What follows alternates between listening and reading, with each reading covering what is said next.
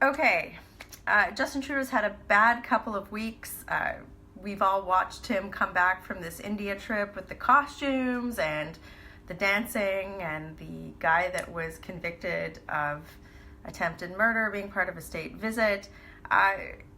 Justin Trudeau, at least the people around him, I would think, probably told him that he needed to change the channel, and he did something sort of really weird to change the channel. Not unexpected, but that is Justin Trudeau is trying to change the channel. He's trying to get you to forget about the fact that he's had this disastrous few weeks by bringing up the issue of guns. Of course, what better way to try and change the channel than to bring up guns?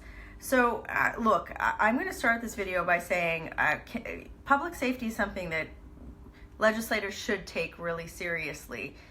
Everything from domestic violence to radicalized terrorists. These are all things that we have to take really seriously. But the Liberals' track record on dealing with public safety is pretty bad. Let's just be honest. I mean, Justin Trudeau has he's never missed an opportunity to apologize for a terrorist, to talk about reintegration of ISIS fighters, to pay terrorists $10 million. I mean, Justin Trudeau clearly puts the rights of terrorists and criminals ahead of the rights of victims. That is consistent in his messaging. So for Justin Trudeau to try and change the channel with guns under the guise of public safety, given his track record, it would be farcical if it wasn't just flat out sad and frankly disgusting. So how is Justin Trudeau trying to change the channel with guns? The Liberals tabled a bill this week that will do nothing to combat gun violence in Canada. So let me start by saying this. Canada is not the United States when it comes to gun legislation. Anyone who is a firearms owner in Canada, a law-abiding firearms owner, is keenly aware of this fact. And I want to get into that in a minute. For those of you who might not understand current Canadian legislation and practices around firearms ownership, this is something you need to listen. But what Justin Trudeau did was he tabled legislation that was purportedly aimed to improve public safety, but actually did nothing to do things like combat gun violence in Surrey or in the Greater Toronto area. It did nothing to combat violence and increasing crime rates in our rural areas. But what he did was he put in place a piece of legislation that essentially will, in effect, I think, mirror the wasteful and ineffective long gun registry. And he's also taking away cabinet, or people who have a mandate from the Canadian public, the ability to review whether or not firearms should be reclassified in Canada. And for those of you who are part of the law-abiding firearms community, you understand what this means. It means that you can be turned into a criminal overnight. Now, let's talk about Canada not being the United States. I'm going to talk about Canada not being the United States from my personal experience, because I am a law-abiding firearms owner. And it took me 1 year from the time that I decided to become a law-abiding firearms owner until the time I actually was that. So you guys have seen my videos on this. I will try and recap it in short order, but it's difficult to do given the amount of steps that you have to undergo to actually own a firearm in Canada. So let's start. You have to sign up for training courses, in-class training courses that you have to take. You have to take these. You have to be present in class.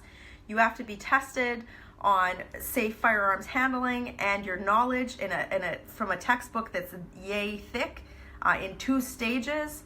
If you want to own restricted firearms, these courses are very costly, and you need to have a very high level of understanding. In fact, it's over 80% in either of those tests in order to get to the next step, which is to actually apply for your firearms license.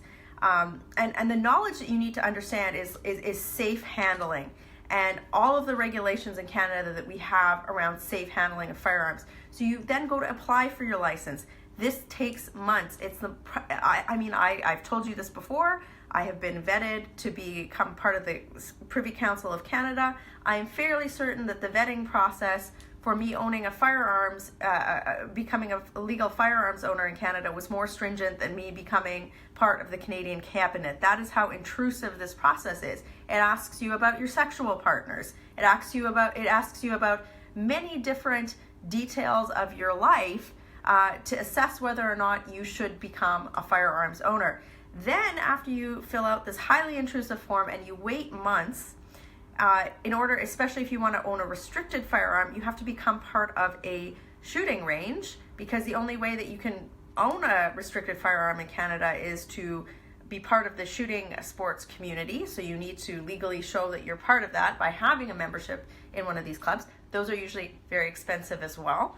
And then if you actually want to go out and purchase a firearms, you can't just, it's not like ordering a latte. You can't just go and just order a gun and then have it magically given to you that day. There is a waiting period, there's a registration period, and long story short, there are a lot of checks and balances that Canada has that the United States does not have. Canada is not the United States.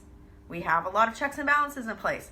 So for Justin Trudeau to come out with legislation that, and if you look at it, I encourage you to look at it, I'm for anything that makes Canada safer. I just don't think Justin Trudeau has a track record of doing anything that makes Canada safer. In fact, I think he has a track record of the opposite.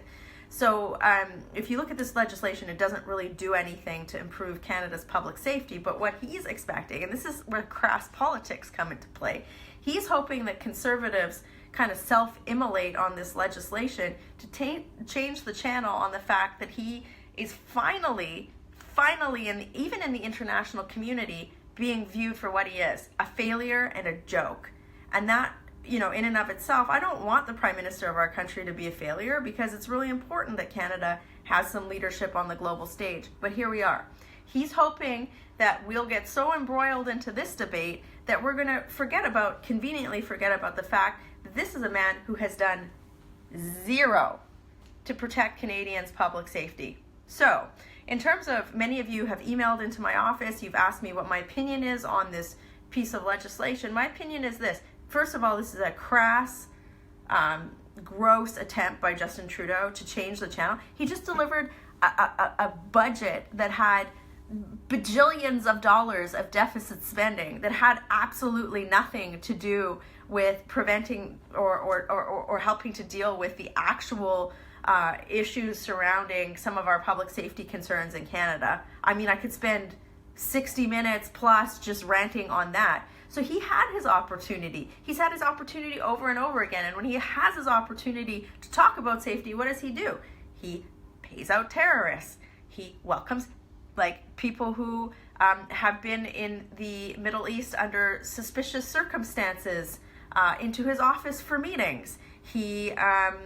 I could go on and on. I mean, I was in the House of Commons when we had the debate around what do we do with ISIS fighters who have returned to Canada. And I know that's the wrong term to use. These are people who have fought for a terrorist death cult. And Justin Trudeau is an apologist for these people. So now he's coming out and he expects us to believe him when he's like, oh, yes, I've got the safety and security of Canadians. And I know you don't, Trudeau. Come on. You know what? Canadians are waking up to what Justin Trudeau is actually about, and he's about himself. So, that is my opinion on this legislation. It's really a lot of nothing.